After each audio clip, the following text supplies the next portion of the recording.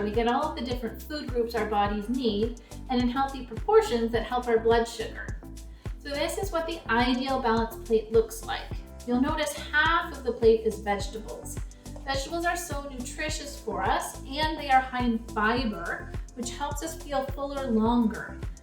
Since they're low in calories, they also help us fill up, so we're less likely to overeat later and can help with weight loss if that's a goal.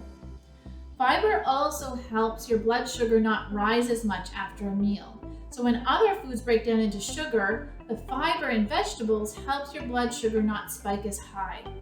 Vegetables also help your cholesterol not rise as much. So we do want to have a lot of vegetables on our plate, about half a plate, or another way to measure it is having about 2 handfuls of vegetables. The more the better. There's no maximum for vegetables. If you want to have vegetables at your meal and then have veggies and dip as a snack later, the more the better. They're really great and nutritious for us. The next part of the plate you'll notice is protein. Having about a quarter of your plate as protein is recommended, and protein helps us feel fuller as well.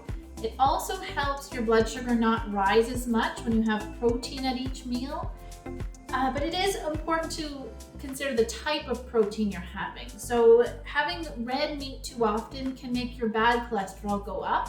Try more often to pick things like poultry, like chicken or turkey, perhaps some fish, or vegetable proteins like lentils, beans, or chickpeas, because all of those choices are lower in saturated fats and better for your heart. Another way to measure your protein portion is to try to have a portion about the size of the palm of your hand and the thickness of your little finger. The last part of this plate is the grains and starches, again aiming for about a quarter of your plate. So this is a potato, that's one option, or we could consider having things like breads, pastas, or rice. Ideally picking higher fiber choices, so 100% whole grains is ideal because whole grains help your blood sugar not rise as much. If you pick a lot of white breads, white pasta, or white rice, those break down into sugar quickly. It is a myth that people with diabetes can't have starches. A lot of people come to our office thinking they can't have potatoes anymore, they can't have breads. It's really more about the portion. And another way to measure this portion is to have about the size of your fist is one serving of starches. To this plate, we could also add a serving of fruit. Fruit is sweet, so again, people with diabetes often come to our office saying, I thought I can't have fruit anymore.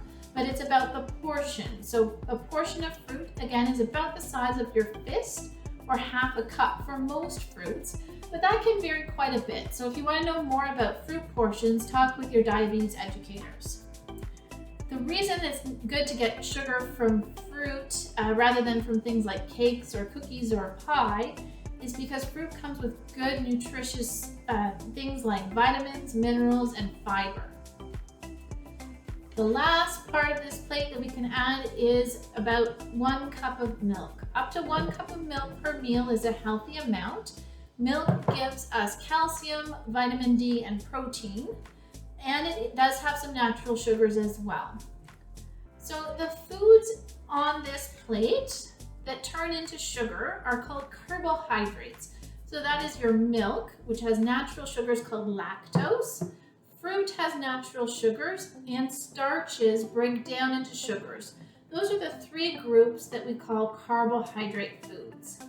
If you want to know more about carbohydrates and how they affect their blood sugar, what portions you should have, or maybe even learn something called carbohydrate counting, which can help you understand how many carbs to eat at each meal, talk more with your diabetes educators, and they have lots of resources on carbs for you that can help you understand that a bit better. But this is the basics of a healthy, balanced plate, eating the foods in healthy proportions, in the right combinations that helps your blood sugar the best.